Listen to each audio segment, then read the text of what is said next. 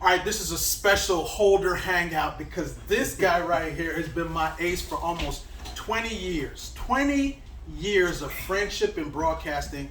We met when we were both working for WTTG, Fox 5 in Washington, D.C. He's still doing his thing with Fox 5, but he would always come into the sports department talking sports, a news anchor. I was like, this guy is mad cool.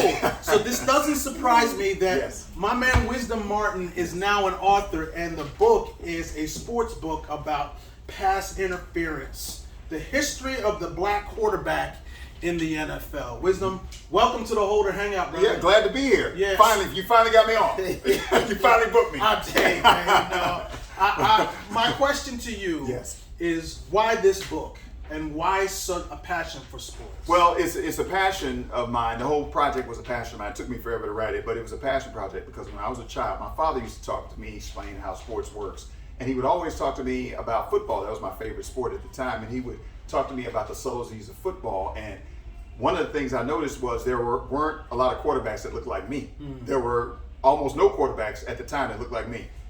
Doug Williams and Vince Evans. That's it at the time. And I asked him why that was. And he started to tell me stories about why that was, about how the NFL was and how professional football was and how the stereotypes existed that black men could not lead. They were not smart enough to be quarterbacks. And all these issues around this one position in American professional sports. So based on that, I started writing names down when I would see a black quarterback, write names down for years, writing names down. And the older I got, started keeping records of it. I would see one on TV, write his name down. And then probably about 25, 30 years ago, I actually started making phone calls because I had the list from years before. And I started making phone calls to the different schools. I knew where they went to school because I had been tracking them. Make phone calls to the school, they would call me back, do the interview on the phone with the tape recorder at the time, and then just start transcribing everything and then try to make it all happen that way. That's awesome. So on this book tour, we are at Mahogany Books in Anacostia, and it's just been a whirlwind for you. How's it been signing autographs, signing books, and actually people buying your work that you put together? How has that been? It's been amazing, and it's a labor of love that's paying off because I never got into this to write this book for money. Like I said, it was a passion, and it was something I felt like people needed to know.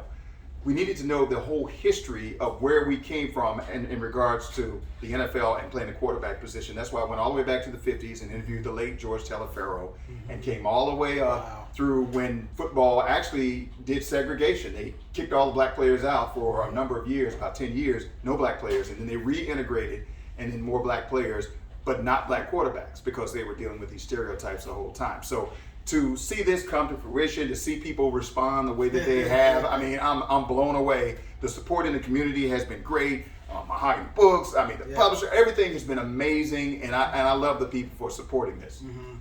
One black quarterback that's out there now, whether it's Hurts, whether it's Russell Wilson, Patrick Mahomes, one quarterback right now, it's a black quarterback that really catches your eye. It's Patrick Mahomes. Patrick Mahomes, because he has everything that you need in a successful quarterback. He's already got a Super Bowl and another trip to the Super Bowl and an MVP.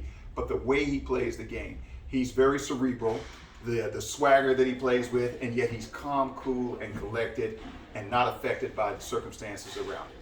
So I love Patrick Mahomes. I also love Russell Wilson because he has connections to Jackson State. It always comes back to that. Jackson State.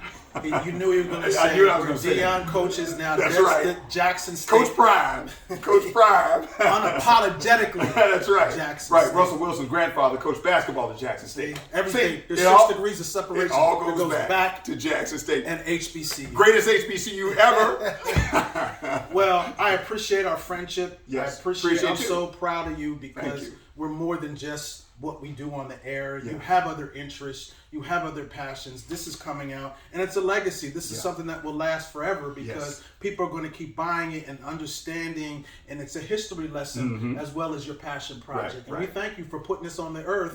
Now people can take a look and find out what was in your head. Yes. Well, my parents are educators. My mother and father, both educators, much smarter than I am. So this is my way of trying to do a little bit in the education field as well. So thank you. And thank you, Lou Holder, for always supporting me and being my friend as well. So I appreciate you. That's true Appreciate love. That's what the Holder Hangout is all about, bringing my boys and my friends on just to talk about life.